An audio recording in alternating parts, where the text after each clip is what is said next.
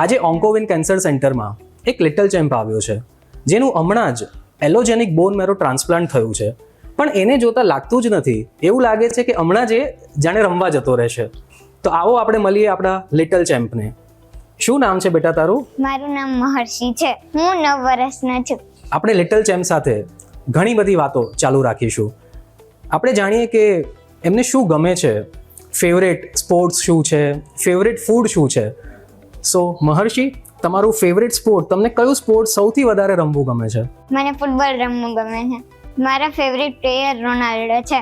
મારું favourite food pasta અને sandwich છે. તો આપણે જાણ્યું કે ટ્રાન્સપ્લાન્ટ થયા પછી પણ બાળકનું જે એન્થુઝિયાઝમ લેવલ છે, એનામાં જે હિંમત છે, એ ખરેખર આપણા સૌ માટે પણ એક ઇન્સ્પિરેશન સોર્સ છે. હવે આપણે લિટલ ચેમ્પના મધરથી જાણીશું કે સૌ પ્રથમ અપ્લાસ્ટિક અનીમિયા ક્યારે ડિટેક્ટ થયું અને એના પછીની ટ્રાન્સપ્લાન્ટ સુધીની જર્ની કેવી રહી. સૌપ્રથમ એને 1 વીકથી સ્કિન પર પેલું રેડ અને ગ્રીન જેવું ડોટ થવા માંડ્યા હતા. પછી ત્યાં મેં ચાઇલ્ડના ડૉક્ટરને બતાવ્યું. એમણે કીધું કે તમે રાજકોટ અથવા તો અમદાવાદ જતા રહ્યો. હું અમદાવાદ આવી ગઈ ઓન્કોવિનમાં. અહીંયા ડૉક્ટર મંથન સરને મળ્યા અને એમણે બધું ચેક કરીને એવું કીધું કે ચલો રિપોર્ટ્સ કરવા પડશે. રિપોર્ટ કર્યા અને એમાં ડાયગ્નોઝ થયું એપ્લાસ્ટી એનિમિયા. અને ત્યાર પછી સરે ટ્રીટમેન્ટ જે કરી એ સ્ટાર્ટ કરી. સૌ પ્રથમ આપને જ્યારે ખબર પડી કે અપ્લાસ્ટિક અનીમિયા છે અને એલોજેનિક બોન મેરો ટ્રાન્સપ્લાન્ટની રિક્વાયરમેન્ટ છે, તો એ સારવારની પ્રોસેસ આગળ કેવી રીતે રહી? વિધિન અ વીક અમે ટ્રાન્સપ્લાન્ટ માટેનું ડિસિઝન લઈ લીધું અને ત્યાં ટ્રાન્સપ્લાન્ટ યુનિટમાં, સ્પેશિયલ યુનિટમાં અમે એડમિટ થઈ ગયા અને ત્યાં હું પણ એમની સાથે જ હતી. અને ત્યાર પછી મહર્ષિની અમુક દવાઓ ને બધું સ્ટાર્ટ કર્યું સરે. અને ત્યારબાદ મારી બેબીનું રિપોર્ટ્સ કર્યા અને એમના સેલ્સ લીધા અને એ પછી એ મહર્ષિમાં ટ્રાન્સપ્લાન્ટ કર્યા. હવે આપણે વાત કરીશું ડૉક્ટર મંથન પટેલ સર જોડે, જે બોન મેરો ટ્રાન્સપ્લાન્ટ ફિઝિશિયન છે. આપણે જાણીશું કે અપ્લાસ્ટિક અનીમિયા ડાયગ્નોઝ થયા પછીની અને એની સારવાર માટેની શું શું પ્રક્રિયા હોય છે અને શું શું ચેલેન્જીસ હોય છે. તો જે રીતે આપણે જોયું કે એપ્લાસ્ટિક એનિમિયા છે એ બ્લીડિંગનો ડિસઓર્ડર છે. મોસ્ટલી બધા બાળકો બ્લીડિંગ સાથે અને ઘણા બાળકો જો ડાયગ્નોસિસમાં ડિલે થાય તો ઇન્ફેક્શન સાથે પણ આવતા હોય છે. મહર્ષિના કેસમાં એમને બહુ ઝડપથી સિમ્ટમ્સને ઓળખ્યા અને પીડિયાટ્રિશિયને એમને વ્યવસ્થિત ગાઈડ કર્યા.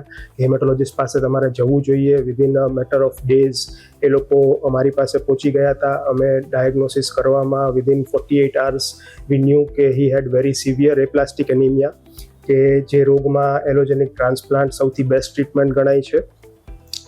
એલોજેનિક ટ્રાન્સપ્લાન્ટનું સજેશન કર્યા પછી ડોનર મળવું બહુ ડિફિકલ્ટ હોય છે. જે એમના કેસમાં અમને એમની સિસ્ટરના ફોર્મમાં ફૂલ મેચ એચએલએ ડોનર મળી ગયા, which was the first positive step.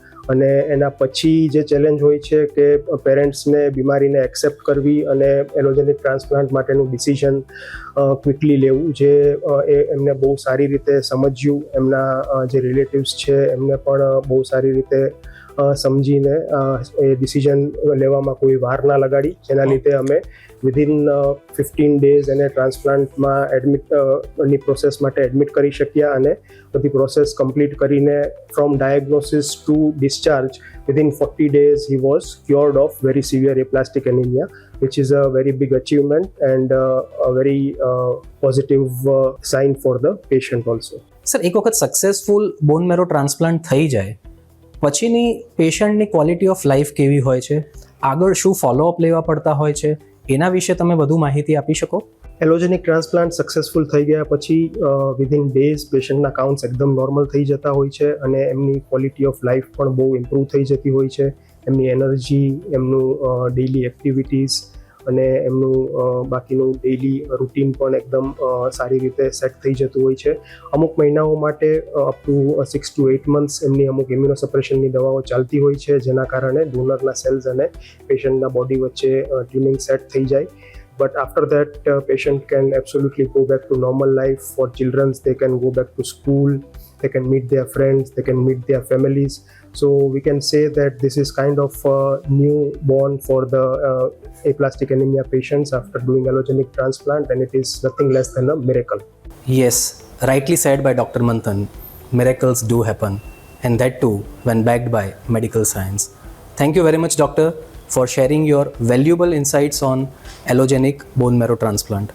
Thank you મંથન સર અને ઓન્કોઇન ટીમને કે એમણે આટલો સપોર્ટ કર્યો અને હું મારા બાળકને ત્યાંથી તંદુરસ્ત પાછો લઈને ઘરે આવી ગઈ.